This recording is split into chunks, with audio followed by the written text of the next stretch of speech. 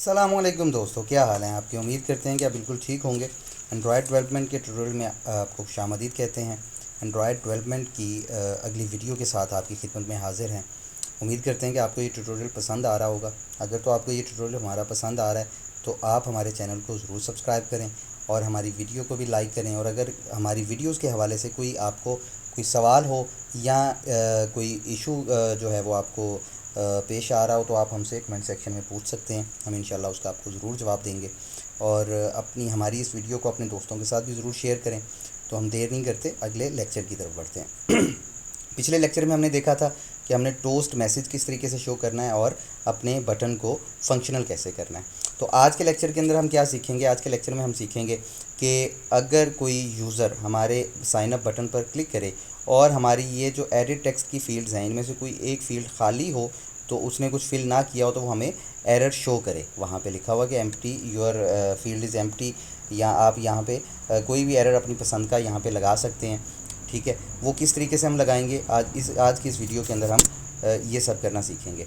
पिछले लेक्चर के अंदर हमने सीखा था कि किस तरीके से हमने अपने विजेट्स यहाँ पे जो बटन है या एडिट टेक्स्ट है इनको किस तरीके से जावा फाइल में इंपोर्ट करना है और उनका रेफरेंस किस तरीके से गेट करना है। तो हम ये रेफरेंस गेट कर चुके हैं अपने तमाम इन एडिट टेक्स्ट का। ठीक है, 6 एडिट टेक्स्ट हम यूज़ कर रहे हैं। तो यहाँ पे हमने अपने एडिट टेक्स्ट का जो है वो विजेट क्रिएट किया और उसके बाद हमने यहाँ पे उनका जो है रेफरेंस गेट कर लिया और उसके बाद हमने अपने बटन के ऊपर क्लिक लिस्नर लगा दिया। अब हम क्या करेंगे, यहाँ पे दो चीज़ों का इस्तेमाल होता है। आपने जब एरर शो करवाना है तो उसके लिए सबसे पहले तो है कि जावा के अंदर इफ़ कंडीशन का इस्तेमाल किया जाता है। इफ़ कंडीशन कब इस्तेमाल करते हैं हम, कि जब हमारे पास दो सूरतें हों सामने प्रोग्रामिंग के दौरान, कि हो सकता है ऐसा हो जाए या हो सकता है ये हो जाए। तो हम ये करते हैं कि अगर ऐसा हो जाए, हम जावा को बताते हैं इफ़ कंडीशन के अंदर, इफ़ का मतलब ही अगर है, तो हम जावा को हम बताते हैं कि अगर ऐसा हो तो फिर वो ऐसा करे और अगर ऐसा नहीं है तो फिर वो ये फंक्शन जो है वो एग्जीक्यूट कर दे। इसको हम इफ़ कंडीशन कहते हैं।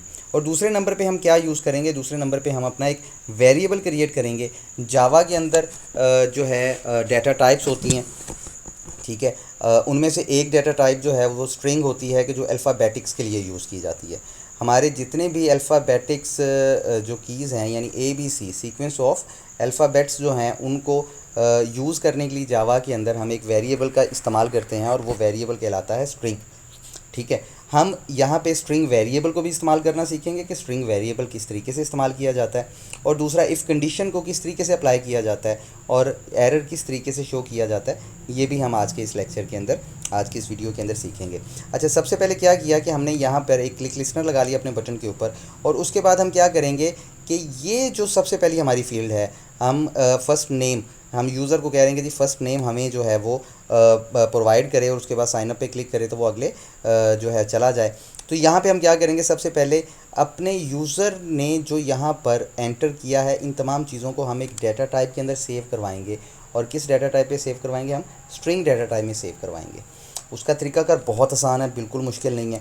हम यहाँ पे सिंपल STRING स्ट्रिंग लिखेंगे, लेकिन अगर हम सिर्फ STRI लिखते हैं तो सबसे पहले ही हमें शो करवा देता है, ये देखें, स्ट्रिंग जावा डॉट लैंग। ठीक है, इस पर हम क्लिक करेंगे और यहाँ पे हम इसका एक नेम रख देंगे स्ट्रिंग का। जैसे मैं क्योंकि फ़र्स्ट नेम ले रहा हूँ तो मैं इसका नेम जो है वो फ़र्स्ट नेम रख देता हूँ।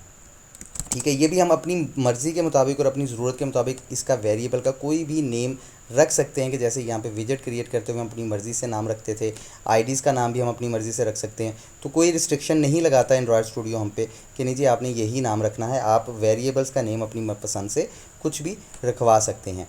तो यहाँ पे मैंने एक इस वेरिएबल का नेम जो है वो फ़र्स्ट नेम कर दिया। अब हम क्या करेंगे, हम ये करेंगे कि ये जो फ़र्स्ट नेम टेक्स्ट वाला है इसको हमने यूज़ करना है। हमने इस फर्स्ट नेम में जो भी यूज़र टाइप करे उसको हमने इस डाटा टाइप के अंदर सेव करवाना है। इस डाटा टाइप के अंदर सेव करवाने का तरीका क्या है कि सबसे पहले तो हम अपने उस विजेट का नेम लिख लेंगे यहाँ पे, यानी जिस विजेट को हम इसके अंदर सेव करवाना चाह रहे हैं, हम इस फर्स्ट नेम टेक्स्ट को इसमें सेव करवाना चाह रहे हैं तो उसका नाम रख लिया। डॉट हम करेंगे क्या, गेट टेक्स्ट कर देंगे।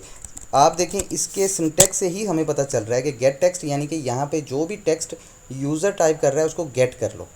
ठीक है, उसको क्या कर लो, गेट कर लो। और गेट करने के बाद डॉट हम कर देंगे इसको टू स्ट्रिंग, यानी हमने उसको ये कहा कि यूज़र ने जो भी टाइप किया اس کو گیٹ کر کے اسٹرنگ میں کنورٹ کر دو اور اس کو اس کے اندر فرسٹ نیم کے اندر جو ہے وہ ایڈ کر دو. ٹھیک ہے, اب یوزر ہماری اس لائن کے اندر یہ جو please enter your first name ہے, اس لائن میں جو بھی لکھے گا وہ ہمارا اس فرسٹ نیم نامی جو ہمارا ویریبل ہے اس کے اندر سیو ہو جائے گا.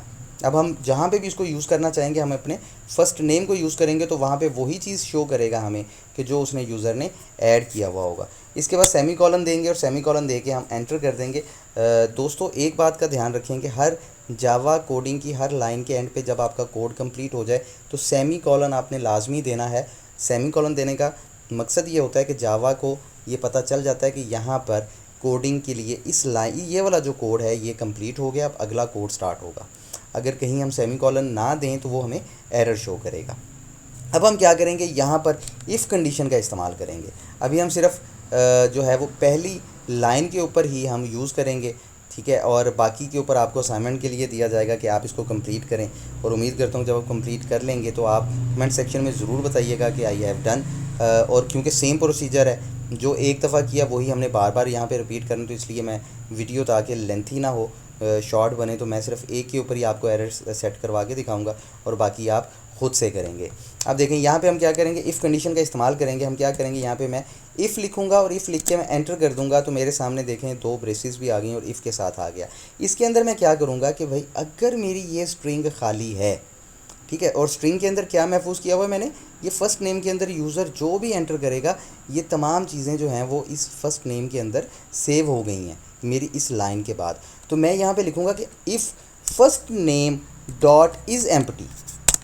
دیکھیں میں نے آپ کو بتایا تھا کہ اینڈرائڈ جو ہے, اگر آپ کو انگلش آتی ہے, انگلش میں آپ کی تھوڑی بہت مہارت بھی ہے, تو آپ کے لیے بہت آسان ہو جائے گا. دیکھیں کتنی آسانی سے اس نے خود ہی کہہ دیا از ایمپٹی. ہم یہی تو چاہ رہے تھے کہ اگر ہمارا یہ فرسٹ نیم یعنی کہ اسٹرنگ جو ہے, یعنی کہ اسٹرنگ میں کیا ہے, یہ فرسٹ نیم میں جو ٹیکسٹ لکھے گا یوزر وہ آئے گا کہ اگر وہ ایمپٹی ہے تو وہ کیا کرے. ہم یہ کرنے کے بعد اپنی دونوں بریسز سے باہر آ جائیں گے اور یہاں پہ ایک کرلی بریسز ایڈ کر دیں گے, اور کرلی بریسز کے بعد میں انٹر کر دوں گا. ٹھیک ہے, انٹر کرنے کے بعد اب میں اس ایف کنڈیشن میں آ چکا ہوں. میں کیا کروں گا, میں چاہتا ہوں کہ اگر تو یہ خالی ہے کہ جو فرسٹ نیم, یہ جو میرا باکس ہے فرسٹ نیم والا, ٹھیک ہے, یہ جو باکس ہے اس کے اندر وہ کیا کر دے, اس کے اندر وہ ایرر شو کر دے یوزر کو. اور کیا ایرر شو کرے, وہ یوزر کو یہ ایرر شو کرے کہ فیلڈ از ایمپٹی. تو میں یہاں پہ کیا کروں گا, اپنے اس ویجٹ کا نیم کیا ہے میرا, فرسٹ نیم ٹیکسٹ کے نام سے ڈاٹ سیٹ ایرر. ٹھیک ہے, دیکھیں سیٹ ایرر, میں نے کہا جی ایرر سیٹ کر دو. ٹھیک ہے, اب ایرر کون سا سیٹ کروانا ہے, میں نے یہاں پہ انورٹڈ کوماز کے اندر اپنے ایرر کا نیم لکھ دینا ہے. میں نے کیا کر دینا ہے, please enter your first name. ٹھیک ہے, ڈیٹ سیٹ. بس یہ کوڈنگ ہوگی میری. اب اگر میں چاہوں تو میں یہاں پہ ٹوسٹ بھی شو کروا سکتا ہوں. ٹھیک ہے, ٹوسٹ, میں نیو ٹوسٹ یہاں پہ کریٹ کر لیتا ہوں اور یہاں پہ میسج کے اندر میں لکھ لیتا ہوں فیلڈ, یا یہاں پہ میں لکھ دیتا ہوں please enter your first name. ٹھیک ہے, فرسٹ نیم, اور یہاں پہ میں اس کو شو کروا دیتا ہوں فیلڈ از ایمپٹی. ٹھیک ہے, یا یہی رہنے دیتا ہوں. اب دیکھیں میں اگر اس کو رن کرتا ہوں, میں اس اپنی ایپلیکیشن کو رن کرتا ہوں, تو رن کرنے کے بعد کیا ہوگا, ابھی تک تو جو ہم نے کیا تھا, ہم نے کیونکہ کوئی ایرر شو نہیں کیا تھا, میں سائن اپ پہ کلک کر رہا تھا تو مجھے نیچے ٹوسٹ شو ہو رہا تھا یو ہیو سکسیزفلی سائنڈ اپ, لیکن ہماری فیلڈس ٹوٹلی ایمپٹی تھیں, یہاں پہ تو کچھ بھی نہیں تھا لکھا ہوا. لیکن کیونکہ اب یہاں پہ میں ایک ایرر سیٹ کروا چکا ہوں, تو اب کیا ہوگا کہ جیسے یہ گریڈل بلڈ ہوگا, اور بلڈ ہونے کے بعد میری ایپلیکیشن جو ہے وہ انسٹال ہوگی, اور انسٹال ہو کے میرے سامنے یہاں پہ میری اے وی ڈی کے اندر, اینڈرائڈ ورچوئل ڈیوائس کے اندر جو ہے یہ رن ہوگی. تو رن ہونے کے بعد میں آپ کو دکھاؤں گا کہ یہ کس طریقے سے کام کرے گا. یہاں پہ میرے پاس ایک ایرر شو کر دے گا کہ بھئی آپ نے تو فیلڈ ہی ایمپٹی کی رکھی ہے, آپ نے تو وہاں پہ کچھ انٹر ہی نہیں کیا, تو ہم کس چیز کو آگے لے کے جائیں سائن اپ کروانے کے لیے. تو جب تک کہ آپ کوئی چیز نہیں یہاں پہ لکھیں گے تب تک تو آگے سائن اپ بھی نہیں ہو سکتا. تو ہمارا ایرر سیٹ کرنے کا مقصد بھی یہی ہوتا ہے کہ اگر یوزر ہمارے ساتھ کوئی ہوشیاری کرنے کی کوشش کرے, یعنی چلاکی کرنے کی کوشش کرے, تو ہم اس کو پکڑ لیں کہ بھائی ایسے نہیں چلے گا. یہ دیکھیں انسٹال کر رہا ہے وہ اب ہماری اپلیکیشن کو اس اے وی ڈی کے اندر ہمارے. ٹھیک ہے, اور یہاں پر انسٹال ہو گئی اور یہ ہمارے سامنے رن بھی ہو گئی. اب یہاں پہ دیکھیے گا, جیسے یہ دیکھیں یہ میرے سامنے رن ہوگی. اب دیکھیں میرا فرسٹ نیم کے اوپر کیونکہ میں نے صرف ایف کنڈیشن لگائی ہے, تو میں جیسے ہی سائن اپ پہ کلک کرتا ہوں تو کیا کرتا ہے, یہ دیکھیں ریڈ کلر کا یہاں پہ ایرر شو کر دیا اس نے, میں جیسے ہی اس کے اوپر لے کے جاتا ہوں تو وہ مجھے کہہ رہا ہے please enter your first name, اور جیسے ہی میں یہاں پہ اس کو خالی پہ ہی اگر میں سائن اپ پہ کلک کرتا ہوں تو مجھے نیچے ٹوسٹ شو ہو رہا ہے please enter your first name. اب اگر یہاں پر میں یہ کہنا چاہ رہا ہوں جو ایرر ہے وہ یہ کہنا چاہ رہا ہوں فیلڈ از ایمپٹی، ٹھیک ہے، اور میں اس کو دوبارہ پھر سے ری رن کرتا ہوں تو میرے پاس یہاں پہ جو ایرر ہے وہ شو ہوگا۔ ابھی تو ہو رہا تھا please enter your first name, لیکن تب میرے پاس کیا شو ہوگا، فیلڈ از ایمپٹی، ٹھیک ہے۔ یہ دیکھیں میں نے وہاں پہ اپنا ایرر جو ہے وہ چینج کر دیا۔ چینج کرنے کے بعد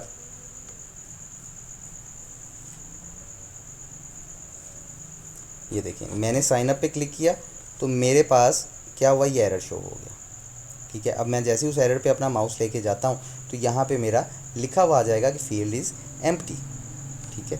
یہ دیکھیں فیلڈ از ایمپٹی۔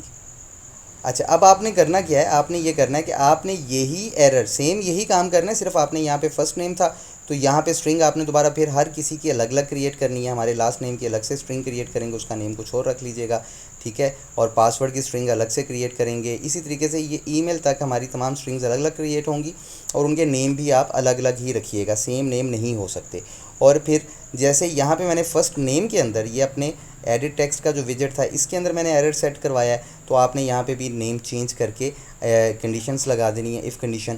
یہاں پہ میں ایک اور آپ کو لگا کے طریقہ بتاتا ہوں کہ اس کو آپ نے ایف کو ایلس میں کیسے لے کے جانا ہے اور یہ تمام چیزیں کیسے لے کے جانی ہے۔ یہاں پہ میں ایک اور کریٹ کرتا ہوں، اسٹرنگ کریٹ کر لیتا ہوں۔ میں کیا کرتا ہوں، لاسٹ نیم کی بھی اسٹرنگ کریٹ کر لیتا ہوں، ٹھیک ہے، لاسٹ نیم اس کا نام رکھ دیتا ہوں اور اس ایکول ٹو کر دیتا ہوں۔ اس کے اندر میں نے کیا سیو کروانا ہے، اپنا ایل نیم کے اندر جو بھی یوزر لکھے وہ اس کو میں گیٹ ٹیکسٹ کر لوں گا اور گیٹ ٹیکسٹ کر کے اس کو میں کیا کر دوں گا، ٹو اسٹرنگ کر دوں گا، ٹھیک ہے۔ اور ٹو اسٹرنگ کرنے کے بعد میں یہاں پہ کیا کروں گا، اس ایف کنڈیشن کے اندر یہاں پہ یہ جو میں نے ٹوسٹ اپنا لگایا تھا اسی کے اندر اینڈ پہ میں انٹر ماروں گا اور انٹر کر کے میں کیا کروں گا، ایلس ایف یہاں پہ یہ ایف کنڈیشن سے میں باہر آ جاؤں گا۔ یہ دیکھیں یہ میری ایف کنڈیشن یہاں تک چل رہی ہے، اس کرلی بریسز سے میں باہر آ جاؤں گا اور یہاں پہ میں کر دوں گا ایلس ایف، ٹھیک ہے۔ اور یہاں پہ ایلس ایف کا کیا مطلب ہے کہ اگر یہ ہو اور اس کے بعد اگر یہ ہو جائے، ایلس یہ نہیں تو یہ ہو جائے تو وہ کیا کرے کہ بھائی اگر لاسٹ نیم بھی empty who, last name dot is empty, ٹھیک ہے، تو کیا کرو،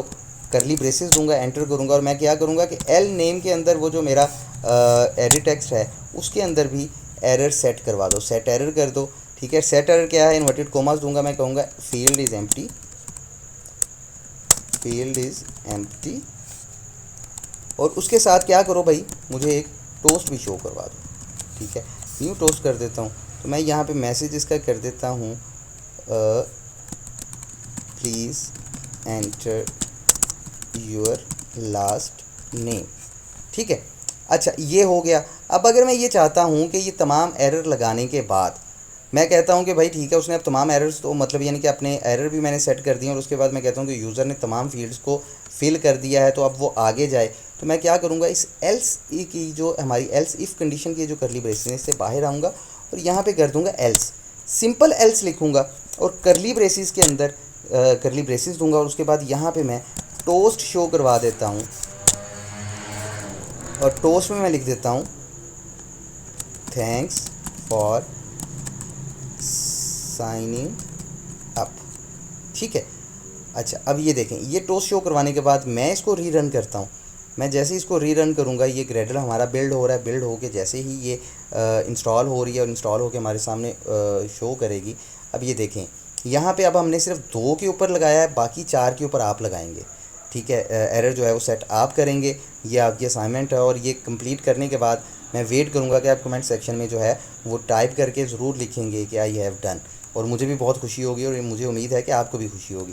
اب دیکھیں میں اگر ایمپٹی فیلڈ ہی رکھتا ہوں، میں سائن اپ پہ کلک کرتا ہوں تو مجھے دیکھیں یہاں پہ ایرر شو کروا رہا ہے فیلڈ از ایمپٹی کا، ٹھیک ہے۔ اب میں یہاں پہ جو ہے وہ دیکھیں میں نے یہ اپنا فرسٹ نیم تو لکھ دیا، ٹھیک ہے، لیکن لاسٹ نیم میں نے نہیں لکھا۔ میں جیسے سائن اپ پہ کلک کرتا ہوں تو مجھے اب کہہ رہے ہیں بھائی تمہاری تو لاسٹ نیم بھی نہیں لکھا آپ نے، ٹھیک ہے، تو میں یہاں پہ لاسٹ نیم بھی لکھ دیتا ہوں، ٹھیک ہے۔ اب لاسٹ نیم لکھنے کے بعد اب کیونکہ ہم نے صرف ابھی تک یہ 2 فیلڈز پہ ہی اپنا ایرر جو ہے وہ سیٹ کروایا تھا، باقی اگر ایمپٹی ہوں گی بھی تو وہ آگے کام کر لے گا اور باقی کے اوپر تو آپ نے کام کرنا ہے، ٹھیک ہے۔ میں لاسٹ نیم لکھتا ہوں اور اس پہ جیسے ہی سائن اپ پہ کلک کرتا ہوں تو دیکھیں میرے پاس یہاں پہ کیا لکھا ہوا ہے، تھینک یو فار سائننگ اپ، یعنی ایلس کے اندر ہم اینڈ پہ یہ لکھیں گے کہ اب اگر تمام ہمارے کام ہو گئے ہیں تو اب یہ کام کر دو. تو کیونکہ اب ہماری 2 کنڈیشنز پہ اس نے کام کر لی ہے, اس نے ہماری بات مان لی یوزر نے, تو ہم کہتے ہیں کہ ٹھیک ہے بھائی اب اس کو سائن اپ کروا دو. تو اس نے لکھ دیا تھینکس فار سائن اپ. تو امید کرتا ہوں کہ آج کا لیکچر آپ کو پسند آیا ہوگا. آج کی ویڈیو آپ کو کیسی لگی ہمیں کمنٹ سیکشن میں ضرور بتائیے گا. اگر کوئی سوال ہو آج کی ویڈیو کے حوالے سے تو وہ بھی ہم سے ضرور پوچھیے گا, ہم انشاءاللہ ضرور آپ کو اس کا جواب دیں گے. اور یہ اسائنمنٹ بھی ضرور کیجیے گا. تھوڑی سی پریکٹس آپ بھی ساتھ ساتھ جب کریں گے اسائنمنٹ کے طور پہ تو آپ کو مزید اچھے سے آئے گا. اور اگر کوئی آج کی ویڈیو کے حوالے سے کوئی دشواری ہو, کوئی ایشو ہو یا کسی بات کی آپ کو سمجھ نہ آئی ہو تو وہ بھی آپ ہم سے ضرور پوچھیے گا, ہم انشاءاللہ آپ کو اس کا جواب ضرور دیں گے. اور اگر آپ نے ابھی تک ہمارے چینل کو سبسکرائب نہیں کیا تو ہمارے چینل کو ضرور سبسکرائب کریں, ہماری ویڈیو کو لائک کریں اگر آپ کو ویڈیو پسند آئی. اور یہ ویڈیو آپ کو کیسی لگی یہ بھی کمنٹ سیکشن میں ضرور بتائیے گا, اور اپنے دوستوں کے ساتھ بھی ضرور شیئر کیجیے گا. انشاءاللہ اگلی ویڈیو کے ساتھ آپ کی خدمت میں حاضر ہوں گے, اور اگلی ویڈیو میں ہم اپنی ان تمام چیزوں کو کہ جب یوزر یہ تمام چیزیں ایڈ کر لے گا اور سائن اپ پہ کلک کرے گا تو یہاں سے وہ اگلے پیج پہ کیسے موو کرے گا ہم یہ سیکھیں گے. ٹھیک ہے, کہ اگلے پیج کے اوپر وہ کیسے جائے گا. ٹھیک ہے, تو ایک ایکٹیویٹی سے دوسری ایکٹیویٹی میں کیسے جاتے ہیں اگلی ویڈیو کے اندر ہم یہ دیکھیں گے. تو اگلی ویڈیو تک کے لیے بنے رہیے, اپنا ڈھیر سارا خیال رکھیے گا, دعا میں یاد رکھیے گا. ملتے ہیں انشاءاللہ اگلی ویڈیو کے ساتھ. اللہ حافظ.